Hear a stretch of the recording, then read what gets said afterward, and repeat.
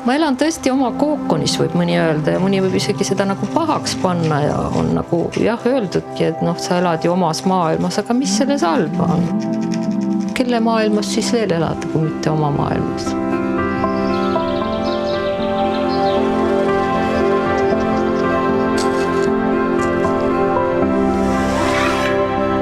Ma pean vaatama seda modelli. Aha, mitu jalga sul on, näita palun.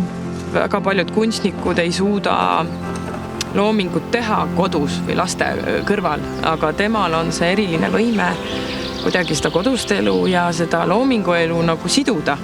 Möll käib, jaanipäev, kõik on seal jauravad ja siis temal tuleb valgus oli ja ta läheb maalib midagi. See on omamoodi mul selline põgenemine reaalsusest, kuna see on siuke müütiline, muinasjutuline maailm ka, kuhu ma sukeldunud. Ma mõtlen neid tegelasi ise välja, siis seal on hästi mõnus olla. Pole tõrna aimugi, kus vanemad on või et nad üldse vajalikud oleksid. Täiesti elasime mingit oma elu. Ja samas on nagu kogu aeg see turvatunne on nagu olemas olnud. Eks neil on ka ju olnud igasuguseid kriisimomente. Ma ikka mäletan, kuidas papa ükskord taldrikuid loopis köögis ja on olnud nagu rasked ajad.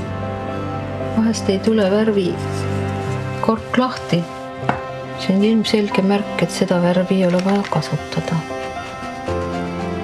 Seda müüti ma olen nagu tahtnud ka murda oma eeskujuga, et kui sa näituse kunsti ainult näitusele teed, siis sa oled nagu, on see õige kunst, aga kui sa teed tellimustööd, siis see nagu ei ole õige. Üks maalimine kõik, kas maalid huuli või pilti, täpne käsi peab olema.